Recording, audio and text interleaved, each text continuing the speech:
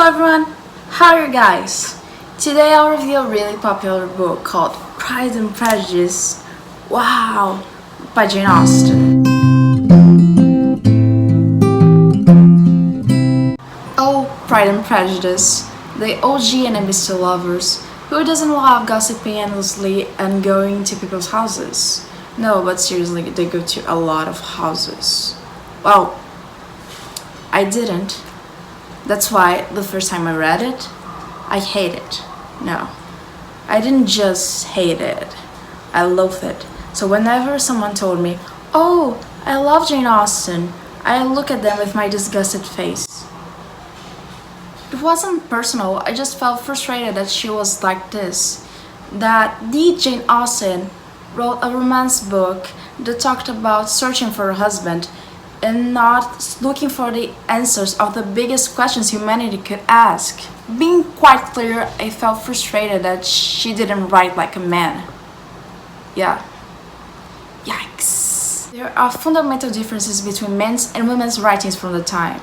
Yeah, I still think that this didn't make any sense because there are no mental or psychological differences between any gender or lack of. Everyone's unique and the same. And we shouldn't take into account any stereotypes related to this, such as women only care about shopping and men only care about cars and sports. Then, I started to understand that she could only write so much. She would never write like the male authors because she never had the same experiences as them. There is an interesting parallel between this and my favorite book/essay, A Room of One's Own by Virginia Woolf. It talks about how if Shakespeare had a sister with an even superior intellect than him, she'd never be as successful. Because of society, of course. She would never get an education and will only be considered useful for marriage. And I believe that for an intellectual, there is no greater punishment than this. This is partially why Jane Austen is so important. She did this. And I feel so ashamed to have ignored such a landmark for fellow women. Now, Jane Austen was an English novelist born in 1775. She's mostly known for her 6 major novels, which critique the English society of the 18th century. Her plots often explore the dependence of women in marriage in the pursuit of economic security and favorable social standing. Her most well-known books are Pride and Prejudice, Sense and Sensibility, Mansfield Park, Northanger Abbey, and Emma.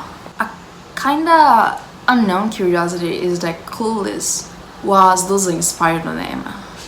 And that's so random. Okay, Pride and Prejudice was published in 1813 and starts with a quote. It is a truth universally acknowledged that a single man in possession of a good fortune must be in want of wife. And why is that important?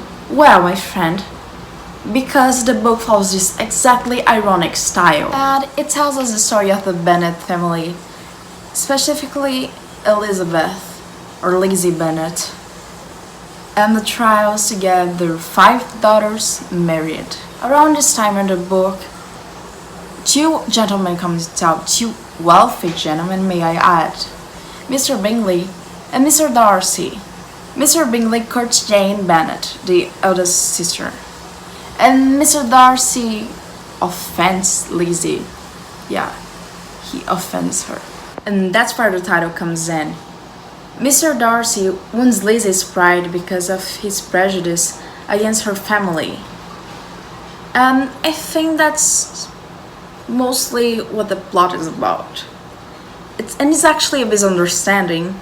Mr. Darcy is just a loner boy who doesn't know how to talk to people. Yeah, and it is rumored that Jane Austen wrote him based on herself. Poor woman. I'm so sorry for her. Oh my god. And Lizzie is such a good character, okay? She's a perfect protagonist. She's fun-loving, she's quick-witted, she's hilarious, she's curious. Such a good character. I literally can't understand why anyone would dislike her. Particularly love Keira Knightley's interpretation of her in Pride and Prejudice 2005. It's chef's kiss. And fun fact, you have bewitched me, body and soul. And I love you is not a Jane Austen quote. It's misattributed. It only exists in the film. But in vain I struggled to not to. My feelings will not be repressed.